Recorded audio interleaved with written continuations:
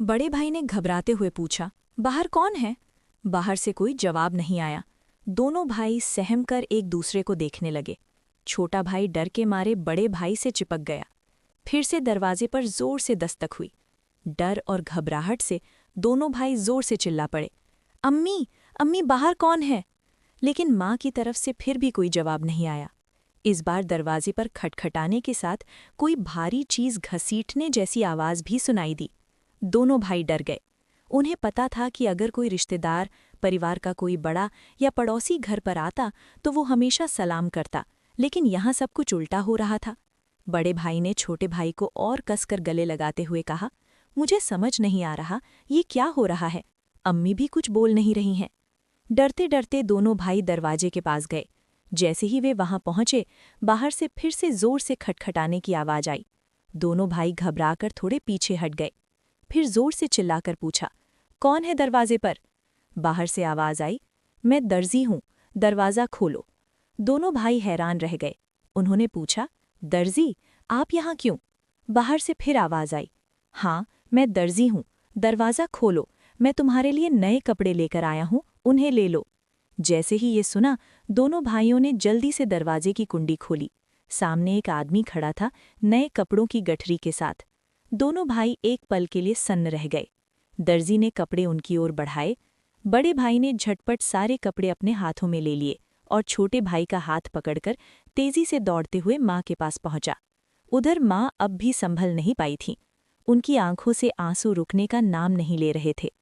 अम्मी, अम्मी देखो, बड़े भाई ने खुशी से चहकते हुए कहा, दर्जी हमारे लिए कितने सुंदर सुंदर नए कपड़े लेकर आया है। जल्दी से हमें कपड़े पहनाओ, हमें ईदगाह जाना है। बड़े भाई की बात सुनते ही छोटा भाई भी उछल पड़ा, हाँ अम्मी, जल्दी करो, अगर देर हो गई तो हमें नमाज का समय नहीं मिलेगा। माँ ये सुनकर हैरान रह गईं। कुछ पल तक बच्चों को टकटकी लगाए देखती रहीं, फिर उन्हें गले लगाकर फूट फूट कर रोने लगीं। इसके तुरंत बाद उन्होंने बच्चों को छोड़ दिया और सीधे सजदे में गिर पड़ीं। या अल्लाह, तेरी मर्जी को कौन समझ सकता है। उन्हें तुरंत समझ में आ गया कि जो व्यक्ति दर्जी बनकर नए कपड़े लेकर आया था, वो असल में दर्जी नहीं था। निश्चित ही वे अल्लाह के भेजे हुए फरिश्तों में से एक था। माँ सजदे से उठीं और जल्दी से बच्चों से बोलीं, जाओ बेटा जाओ, उसे मेरा सलाम कह देना और कहना कि वो आज हमारे घर से विदा हो जाए। लेकिन बच्चों को ये बात याद ही नहीं रही। वे इतने खुश थे, इतने उत्साहित थे कि उनकी खुशी का ठिकाना ही नहीं रहा। माँ ने बच्चों को देखा, उनके सिर और पेट पर प्यार से हाथ फेरा, फिर उन्हें गोद में उठाकर सीने से लगा लिया, उनके माथे को चूमा, फिर हल्के से डांटते हुए बोली, बेटा, क्या तुम अभी तक नहीं गए? दर्जी साहब को क्या लगेगा? वो ये सोचेंगे कि इस घर के लोग कितने बदतमीज हैं। मेहमान बाहर दरवाजे पर खड़ा है और तुम यहाँ मस्ती कर रहे हो। तुम तो उन्हें भूल ही गए। ये तो बहुत बड़ी गलती है। तुरंत जाओ, उन्हें मेरा सलाम पहुँचा दो और कहना कि आज वे हमारे मेहमान बने। जाओ बेटे, उन्हें अंदर आराम से बैठने के लिए कहो। बिना कुछ सोचे बेचारे दोनों भाई दरवाजे की ओर दौड़े, लेकिन तब तक दर्जी घोड़े पर सवार होकर घर से बहुत दूर जा चुका था। दोनों भाई जोर से चिल्लाने लगे, साहब, अम्मा ने आपको सलाम कहा है, जल्दी वापस आइए। आज आप हमारे घर दावत पर आइए, हम बैठक का दरवाज़ा खोल रहे हैं। लेकिन दूर से हवा के साथ जवाब आया, अपनी अम्मा और अब्बा को मेरा सलाम देना, किसी और समय मिलने आऊँगा। दोनों भाई दौड़ते हुए अम्मा के पास आए और सब कुछ बता दिया। बोले, दर्जी साहब ने तुम्हें और अब्बा को सलाम कहा है। वो घोड़े पर सवार होकर उस तरफ जा रहे हैं। जल्दी आओ अम्मा, उन्हें देखोगी ना? जल्दी करो, खिड़की से देख लो, अगर देर करोगी तो उन्हें फिर नहीं देख पाओगी। दर्जी साहब कितने खूबसूरत लगते हैं अम्मा। माँ ने बच्चों की बात सुनकर खिड़की के पास आकर बाहर देखा।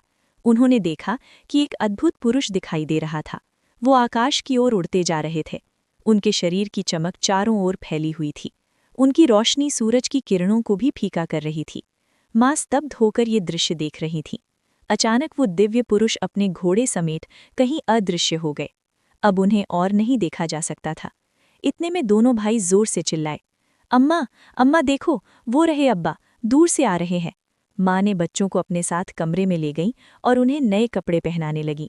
उनकी आंखों से खुशी के आंसू बह रहे थे। दोनों भाइयों ने हैरानी से पूछा, अम्मा, अम्मा आप क्यों रो रही हैं? माँ ने प्यार से बच्चों को सीने से लगाया और कहा, बेटा, मैं क्यों रो रही हूँ कि तुम अभी नहीं समझोगे। तुम्हारी उम्र भी इतनी नहीं हुई है। लेकिन आज से ये बात हमेशा याद रखना, एक पल के लिए भी अल्लाह ताला को भूलना मत। अल्लाह को हमेशा याद रखना। जो हमेशा अल्लाह को याद रखता है वो कभी भी मुसीबत में नहीं पड़ता। अगर तुम इस छोटी सी बात को अपने दिल में बसा लोगे और ज़िंदगी भर अल्लाह को नहीं भूलोगे तो देखोगे कि अल्लाह हमेशा तुम्हारी मदद करेगा। वो तुम्हें कभी मुश्किलों में नहीं डालेगा। माँ अपने बच्चों को यही नसीहत दे रही थी और साथ ही उन्हें नए कपड़े पहना रही थी। जब बच्चों को सजाने का काम पूरा हो गया तो माँ ने सुरमे का डिब्बा लाकर छोटे बेटे की आंखों में सुरमा लगाया। बड़े बेटे की आंखों में सुरमा लगाते ही दरवाजे के बाहर से आवाज़ आई, अस्सलामु अलैकुम या फातिमा ज़हरा।